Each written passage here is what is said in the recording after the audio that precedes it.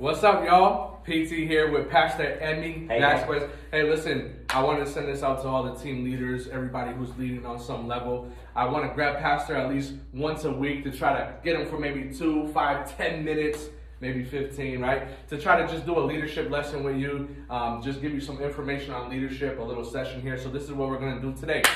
And what we want to talk about today, get out your notepad, get out your pen. We want to talk about being a problem solver. Come on, let's go. Problem solver. Listen. I know that kind of felt funny, right? Yeah. For some people. When it comes to problem solving, leaders are problem solvers. That's right. And I think it's important to digest that. You got to start at that premise. Yeah. If I'm a leader, or like Paul, the Apostle Paul told Timothy in 1 Timothy, he says, if anyone desires to be a leader, in the Message translation, he says he desires a noble task. If anyone desires to be a bishop, if anyone desires to be a deacon, if anyone desires to be a leader, he desires a noble task. Yeah. And so when it comes to leadership, leaders are problem solvers. Now, I talked to the staff about this today, and so I want to be able to pour this, or we want to be able to pour this inside of you because of your aspiration to want to be a leader. So let's start with this.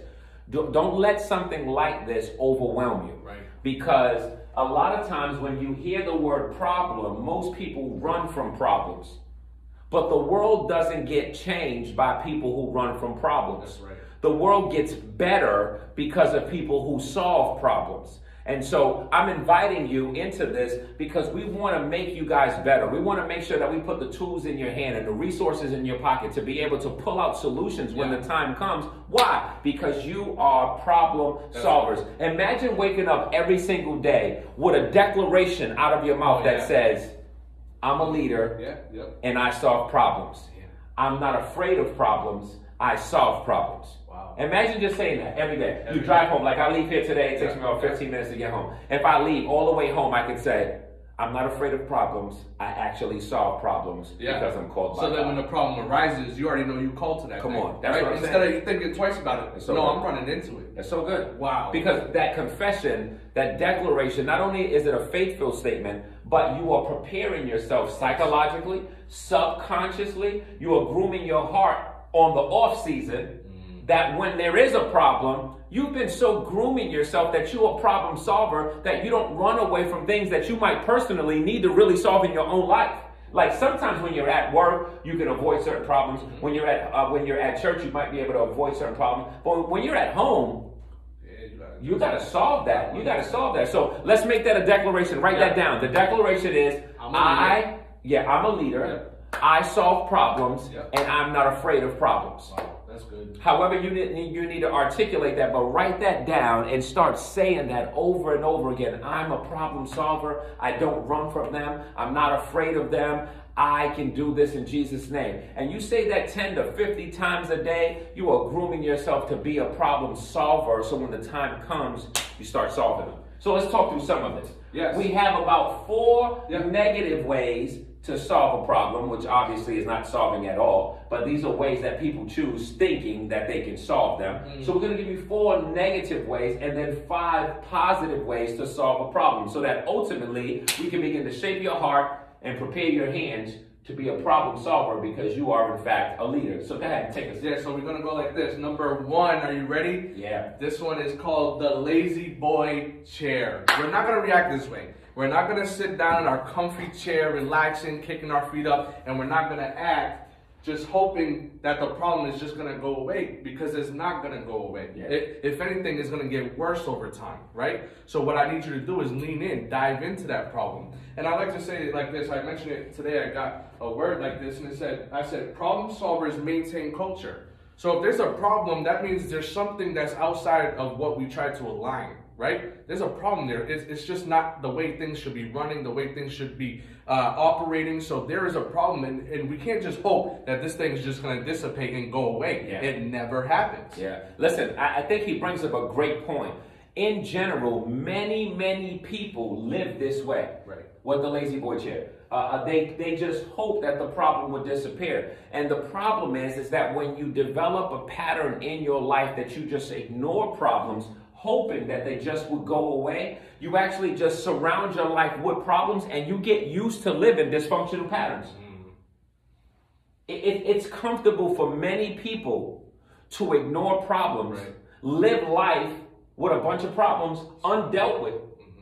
And then sometimes they never really know what real freedom looks like, Right. because what's freedom to them is really bondage, because they surround themselves with problems and normalize it. That's right. And we don't want I was that. thinking, we think, man, why am I so overwhelmed? Why am I so stressed out? Why am I carrying so much anxiety? Yeah. And I bet you it's because you haven't addressed the problem that's really taking place at the root. Now listen to me. What we're talking about is powerful, because not only is it leadership development, Right. but sometimes talking about solving problems can lead to some level of anxiety because you've never been trained to solve a problem. That's right. Yeah. So you're anxious learning this stuff, Right. but you're going to be anxious not learning the stuff And and continue to learn. remaining to being the lazy boy. Right.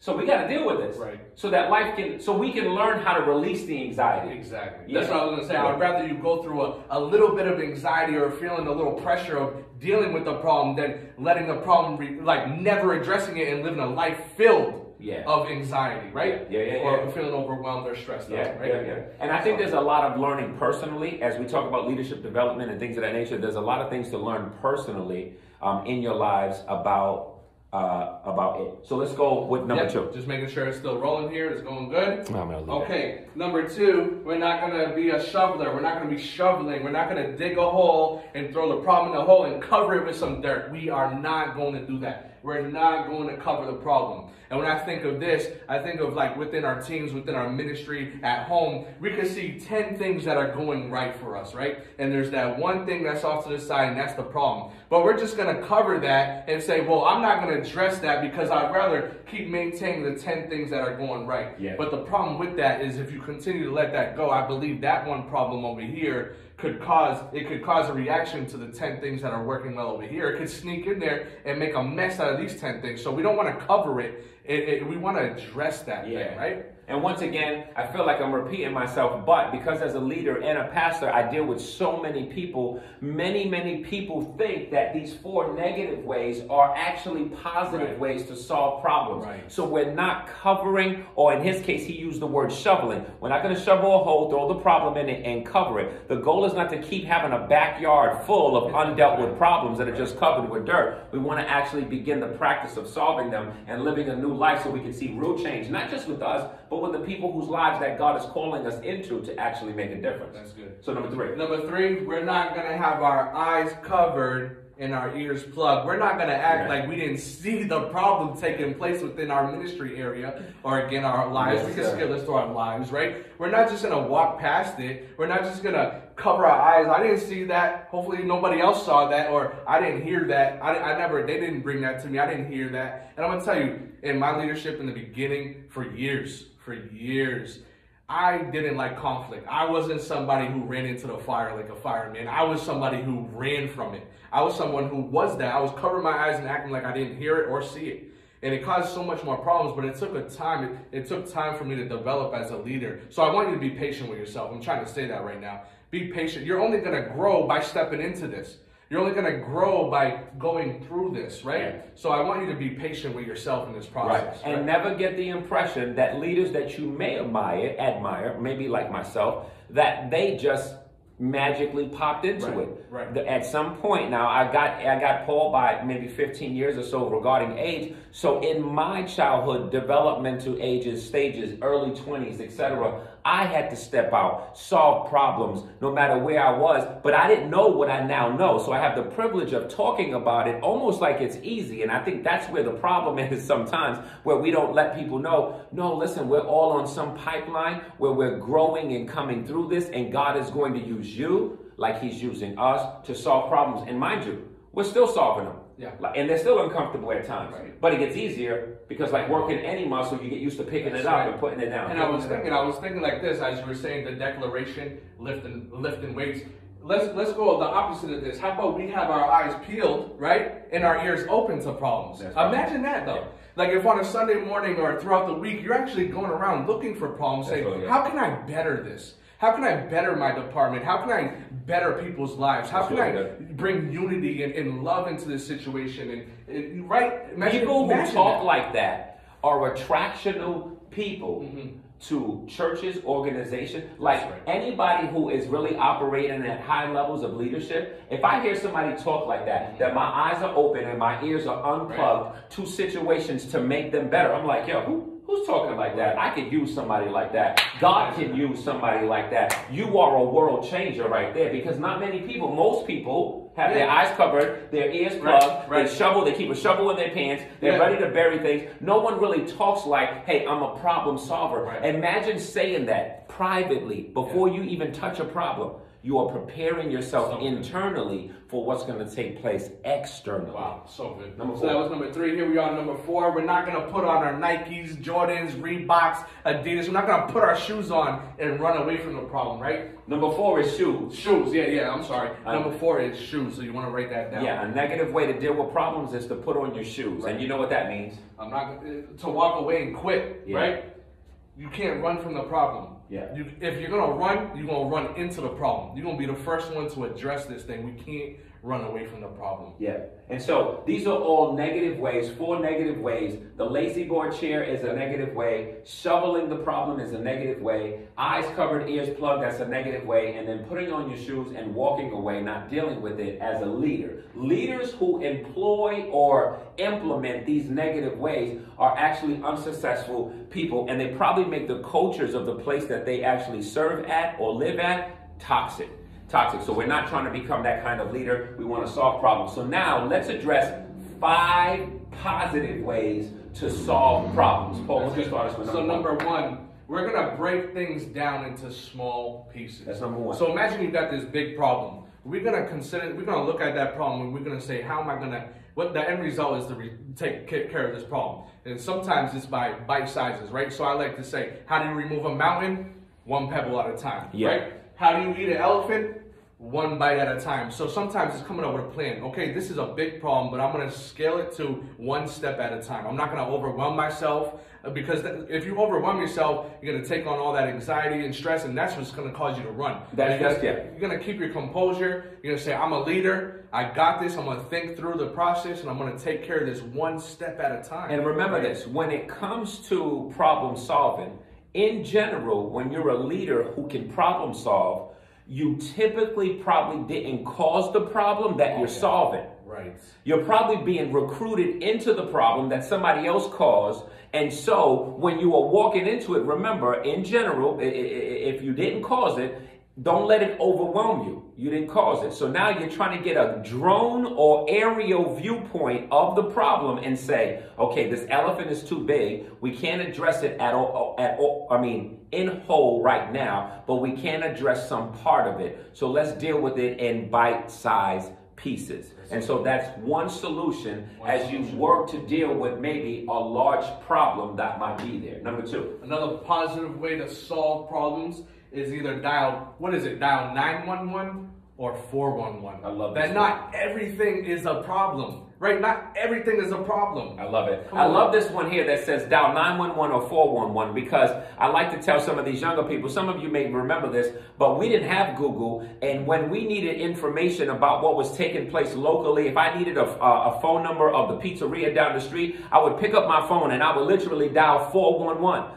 And 411 was an information number. And it would say, hey, what city, how can I help you? It wasn't a 911. Implying what? When we are solving problems, not every perceived problem is an emergency problem.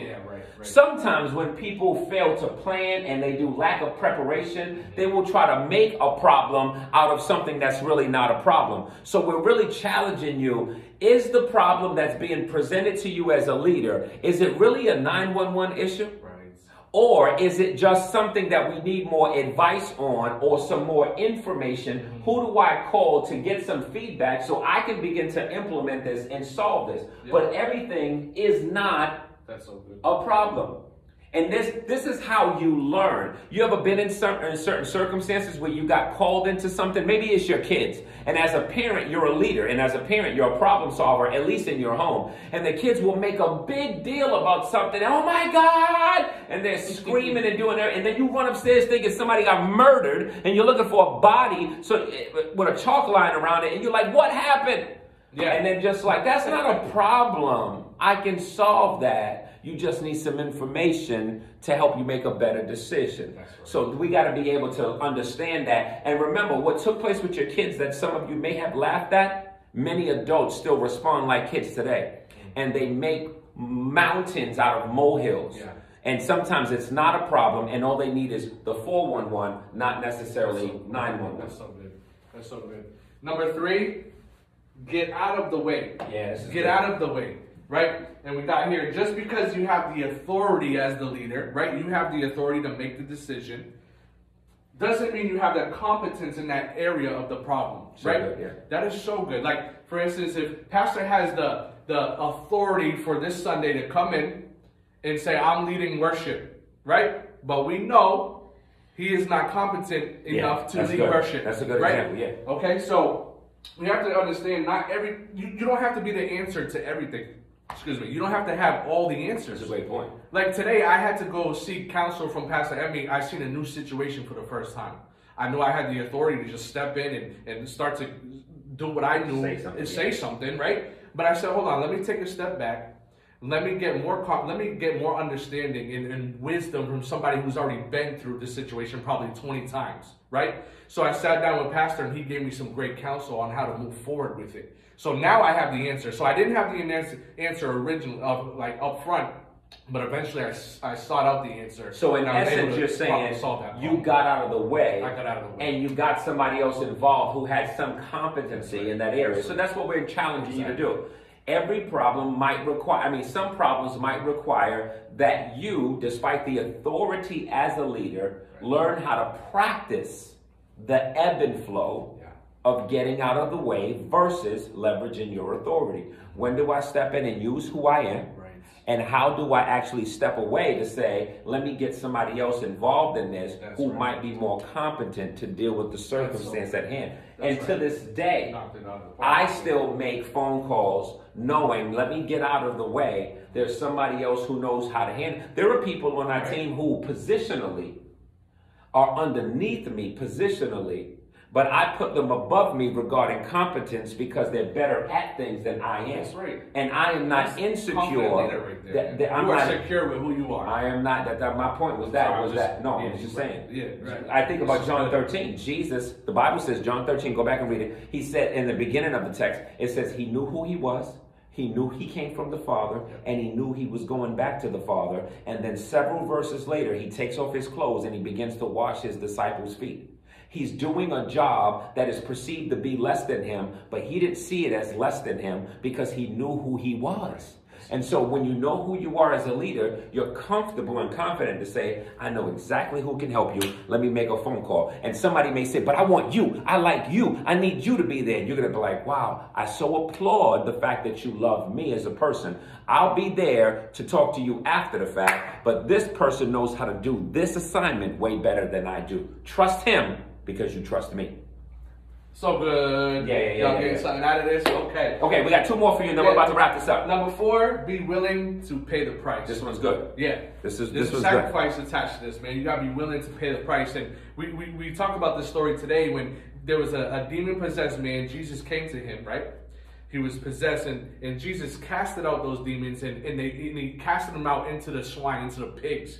Now, what happened was the pigs ended up booking off and going into the sea, right? And that was over for them. So I'm thinking one man got delivered, set free, and healed. So he was good. But the guy, the owner of the pigs, that was a problem for him. So I'm just going to say this. You're not going to be able to please everybody sometimes being a problem solver. I just got to set you free right there. Okay? Somebody's heart may be pricked and they got to deal with that themselves. But you got to move forward with wisdom and make the appropriate decision that you know this is just the way it has to be. And if a party leaves offended, they have to work that out. That's right. When it comes to be willing, think about the phrase. Problem solvers, we're leaders, and this is a positive way. You have to be willing to pay the price, which means certain things are going to be perceived as lost, but the problem was solved. So in the story that he made reference to, here is a man who was possessed by multiple devils who is now experiencing a new level of freedom in his life. but yet all of these pigs actually lost their lives and went into the water and died. So somebody lost property, somebody lost potential, whatever it was. In their mind, you have to gauge, I'm willing to pay the price because his life of freedom was more important than the price we paid with these pigs. And sometimes when you're dealing with people, sometimes as a leader, you start thinking, hey, we invested so much money in that, and if this happens, then we're going to lose that money. Well, in my philosophy, and you understand this, people are more important than products, and people are more important than the process. The process may be important for certain circumstances, but when we have to gauge, okay, something's got to be lost here, at this moment, the person's more important than that. That's right. So we have to be willing to pay that price as a leader. Problem solved, but something lost. And at least the something that was lost wasn't necessarily a person's heart. Because we're in the people business.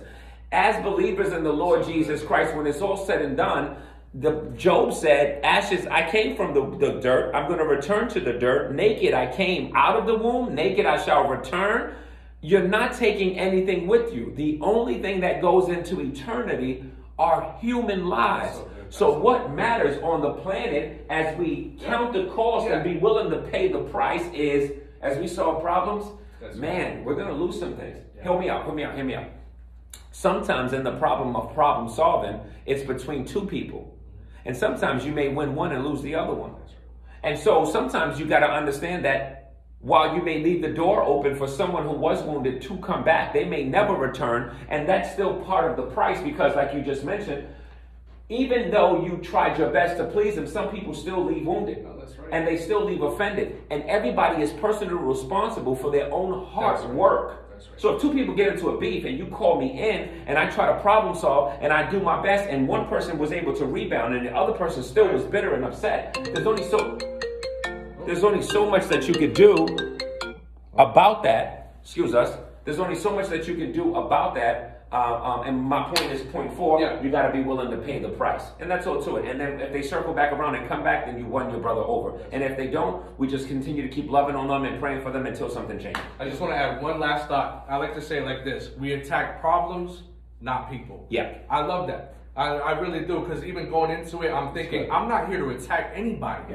I'm here to look at the problem between maybe two people or a situation. I'm here to attack the problem, not the people. And even sometimes in a conversation with people, you can even surface it like that. Guys, I know there's a lot of disagreement here, but I'm here to tackle the problem, find the problem, and fix the problem. I'm not here to attack anybody, okay? So we got to keep our focus on fixing the problem, not the people. That was so good. Paul said, attack the problems, not the people. And earlier today, he said, problem solvers maintain culture. I like that. So he's got 2 quotes up there today. And then bring us time to our last one. All right, so the last one, and Pastor's good at explaining this one, is tearing holes in the roof. A problem solver, we're going to get after it. We're going to get after it. And I put down tearing holes in the roof because as a problem solver, we have to be willing to do what it takes to solve the problem. And that's an attitude, that's a disposition, that is a matter of faith. Like faith-filled people see solutions, that they're ready to go after solutions. How do we solve this? And it reminds me of the story that's mentioned in Mark chapter 2. Right in the opening verses of Mark chapter 2, you see Jesus. He's attractional in his city. He's in a home preaching and teaching. There are so many people besieged the house and inside the house that there's a crippled person on a mat. And him and his 4 buddies are trying to get this person who has a problem to Jesus, and they try to solve the problem, but they can't get through the crowd. Some of you know the story. These 4 dudes climb on top of the house. They tear a hole. Imagine that. For those of us who are former roofers, he took off the shingles. He took off the underlayment. He had to break through the wood if they were built like homes in the country. And after removing some nails, he created a hole big enough in the roof to lower his buddy down. He was willing to do whatever was necessary to solve the problem to ensure that the person got the help that he needed. Like, yo. And you know what Jesus said, which is interesting? Jesus said, the Bible says that he saw their faith. That's powerful. Immediately looked at homeboy and was like, yo, your sins are forgiven. They didn't even say anything. Jesus saw something that said something. You know what I'm saying? So good. Jesus saw something that said something to that dude. So we have to be willing to tear holes in the roof. In other words, we got to be solution oriented. We got to be willing to say, there's an answer here. You may not know it. Right. Remember that. There's always a solution to the problem, although you may not be aware of what it might be at that moment. But there's always a solution to the problem. And when you recognize there's always a solution to the problem, it keeps you on edge, like looking. That's right. Like you got your head out the window saying there's got to be a solution, and I don't know if I can figure it out today. And sometimes that's not the best answer for people who want to answer today. Exactly. But as a leader, you have to have the mindset that says, I'm a problem solver. Yep. I'm not afraid of problems. I'm not going to be negative about this and hope that it disappears. I'm not going to cover it. I'm not going to have my ears plugged in. I'm not going to run away. But what I am going to begin to do is look at this big thing and break it down into small pieces. Right. Is this something that's a real emergency, or is this just something that needs advice like the 411? Yep. Can I get out of the way and get somebody involved that can maybe pick up where I can't pick up? Can I also be willing to pay the price that if the problem gets solved, I might either lose something or someone through the journey? And am I willing to tear holes in the roof to do whatever it takes to get the solution? Y'all get stuff out of that? Come on now. Hey, I hope you guys enjoyed that. We'll see you next week. I love you guys. So good.